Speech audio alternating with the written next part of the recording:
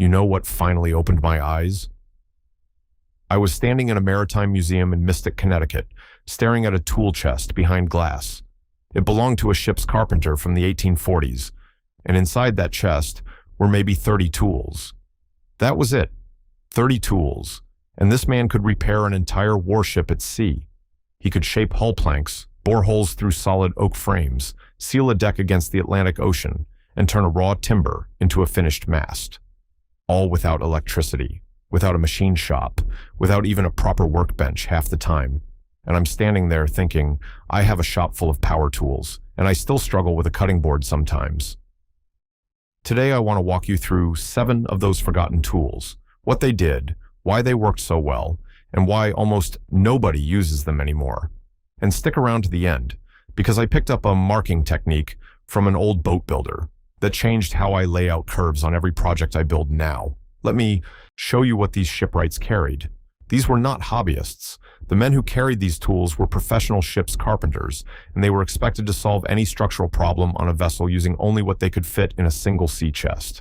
Understanding what they carried and why they carried it will change how you think about hand tools and what is actually possible without plugging anything in. To appreciate why these tools existed, you need to understand who these men were and what they were up against. From roughly the 1600s through the mid-1800s, every naval vessel and merchant ship carried at least one dedicated carpenter. On larger warships, there might be a carpenter and 2 or 3 mates. These men were ranked as warrant officers in the British Royal Navy, which tells you how seriously their skill was taken. They were not deckhands who happened to own a saw. They were trained specialists, and the survival of the ship depended on their ability to work fast, work accurately, and work with whatever timber was available. The wood they used was specific and chosen for real reasons. White oak for frames and planking because it resists rot and holds fasteners. Live oak from the American Southeast for structural needs and critical joints because it is one of the strongest and most decay-resistant hardwoods on Earth. Longleaf pine for decking and masts because of its tight grain and natural resin content. Eastern white cedar for lighter planking where weight mattered. These carpenters knew their wood species the way a surgeon knows anatomy. They understood how each species behaved when it was wet, when it dried, when it was under load, and when it was taking a fastener.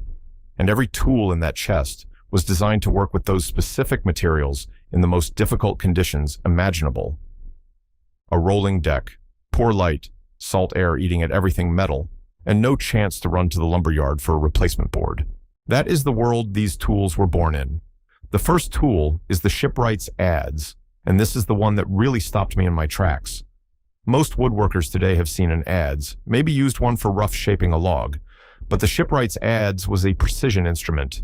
It had a curved blade, usually about 4.5 inches wide, mounted on a handle between 24 and 28 inches long. The blade was sharpened to a fine edge, not a rough, hewing bevel. And in the hands of a trained carpenter, this single tool could do the work of a jointer, a thickness planer, and a smoothing plane combined. They used it to fair hull planks, to shape the concave surfaces of frames, and to bring rough-sawn timber down to finished dimensions. I watched a retired boat builder in Maine use one about 6 years ago, and the surface he left behind was smoother than what I get off my lunchbox planer. He told me the secret is, you do not swing it like an axe. You guide it like a plane, letting the weight of the head do the cutting, while your hands control the angle. One tool, no dust collection, no electricity, and a surface ready for finishing. The second tool is the caulking iron and mallet, and these two always worked as a pair. This is how ship's carpenters made a wooden hull watertight without silicone, without epoxy, without any modern sealant. A caulking iron looks like a wide, blunt chisel, usually about 6 inches long with a blade anywhere from 1/8 of an inch to 3/8 of an inch wide. The carpenter would take strands of oakum, which is old rope fiber soaked in pine tar, and drive it into the seams between hull planks using the caulking iron and a special wooden mallet called a caulking mallet. The mallet was made from a dense wood like lignum vitae and had a barrel-shaped head that delivered a controlled, even blow. The trick was pressure. You had to drive the oakum deep enough to compress and seal, but not so hard that you split the plank or push the seam apart. An experienced caulker could seal 40 feet of seam in a day, and that seal would hold for years in saltwater. 40 feet of perfectly watertight seam, driven by hand, with two tools that together weigh less than 3 pounds. By the way, if you are enjoying learning about these shipwright methods, I put together something I think you will really appreciate. It is called Secrets of the Shipyard, and it covers 16 chapters of Viking and naval carpentry techniques that most woodworkers have never seen. 150 pages of real hands-on knowledge.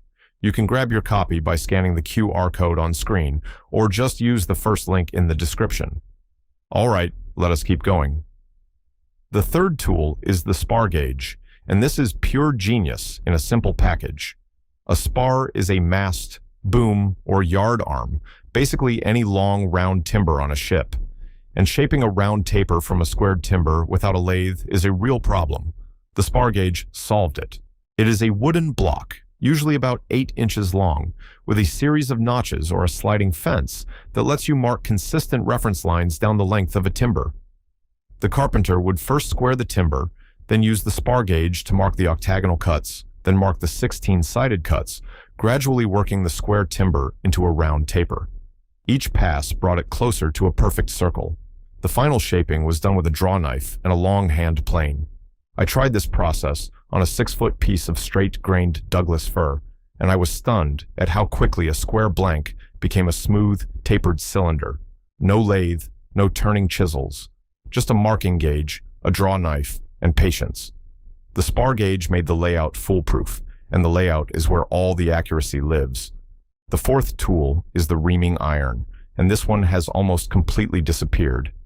A reaming iron looks like a tapered, round brooch, anywhere from 12 to 20 inches long, with a slow taper and a T-shaped handle. Its job was to bore and shape holes in heavy timber, particularly for tree nails. Tree nails were wooden pegs, usually made from locust or white oak, that were used instead of metal fasteners to hold planking to frames. The carpenter would first bore a hole with an auger, then follow it with the reaming iron to bring the hole to the exact diameter needed for a tight friction fit. The taper of the reaming iron let you control the final size down to fractions of a 32nd of an inch. When I first saw one used, I could not believe how precise the fit was.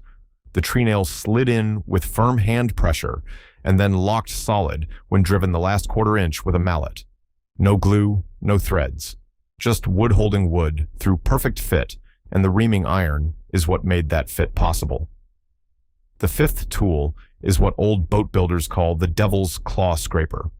This is a small, curved scraper with a hooked profile, almost like a spoon with a sharpened edge. It was designed for one specific job, finishing the inside curves of hull planks after they were bent into shape. A flat card scraper cannot reach those concave surfaces, and sandpaper in the 1700s was not what it is today. The devil's claw let the carpenter pull a thin, controlled shaving off a curved surface, leaving it smooth and fair. The edge was burnished, just like a modern card scraper, but curved to match the typical radius of a hull plank. It is a tool that does one thing, but it does that one thing better than anything else I have ever tried on a concave surface. The sixth tool is the spiling batten, and this one changed how I think about layout entirely.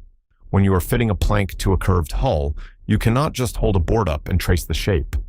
The curves are a compound, the plank is heavy, and there is no flat reference surface. So ship's carpenters use the spiling batten, which is a thin, flexible strip of wood, usually cedar or pine, about a quarter inch thick. You clamp the batten roughly in position, then use a compass set to a fixed radius to mark a series of arcs from reference points along the edge of the neighboring plank onto the batten. When you lay the batten on your new plank stock, you reverse the process, swinging arcs back from each mark to find the exact points of the curve. Connect those points, and you have a perfect template of a shape you never actually measured. No tape measure, no ruler, no numbers at all, just geometry. The first time I used this method to fit a curved piece in a furniture project, I got a seamless fit on the first try. I had never done that before with any other method. Now the seventh tool is one most people have never heard of. It is called a servant mallet, and it was built for a very specific problem. When a ship's carpenter was working overhead or aloft, bracing himself in the rigging, or wedged into a tight space below decks. He often only had one free hand. A standard mallet requires a two-handed grip, one to hold the chisel and one to swing the mallet. The servant mallet was a short, heavy mallet, usually about 9 inches long, with a lignum vitae head, designed to be gripped and swung with the same hand that was guiding the work. The handle was thick and short enough that the carpenter could choke up and deliver a controlled tap without a full swing. It was not powerful, but it did not need to be. It just needed to drive a chisel or caulking iron 1/16 of an inch at a time in a space where a normal mallet could not even be raised. Let me share some patterns I have noticed over the years, things I used to do myself that these shipwrights handled completely differently. The first pattern is reaching for a power tool before thinking through the problem. Most of us do it because it is faster and we have the tools sitting right there. But a ship's carpenter could not do that. He had to solve every problem with hand tools, and that forced a level of thinking and planning that actually made the work go smoother, not slower. The second pattern is relying on measurements for everything. We measure, mark, measure again, and still get gaps. Shipwrights used geometry and direct transfer methods like the spiraling batten because they learned that transferring a shape is more accurate than measuring it. The third pattern is treating tools as general purpose. We buy one plane and expect it to do everything. Ship's carpenters had specific tools for specific jobs, each one optimized for a single task, and that specificity is what made their work so precise with so few tools.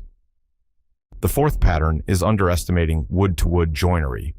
We reach for glue and screws by default, but the tree nail and reaming iron combination proves that a perfect friction fit can outperform a glued joint in longevity and strength, especially in a structure that moves. Now for that bonus tip I promised. This comes from the same retired boat builder I watched in Maine.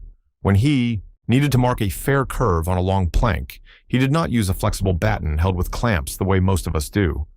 He took a piece of rattan, about 3/16 of an inch in diameter, and he held it against 3 reference points, letting the natural spring of the rattan define the curve. Then he penciled along it in one smooth pass. He told me rattan holds a fairer curve than any wooden batten because it bends uniformly along its entire length with no flat spots or kinks. I started keeping a 6-foot piece of rattan in my shop, and he was right. For laying out gentle curves on tabletops, rocker rails, or anything with a long sweeping arc, it gives you a cleaner line than anything else I have tried. You can find rattan rod at most craft supply stores for a couple of dollars. It is one of those small things that makes a real difference. Before you head out, I want to make sure you know about my book, Secrets of the Shipyard. It goes way deeper than any single video can, with 16 chapters of Viking and naval carpentry techniques, 25 hand-drawn illustrations, and 150 pages of real hands-on knowledge. If you want to bring these old shipwright methods into your own shop, this is the guide to do it. Just scan the QR code on screen or click the link in the description to get your copy. Thanks for spending time with me today. And if you have not already, hit that subscribe button so you do not miss the next one. I will see you in the next video.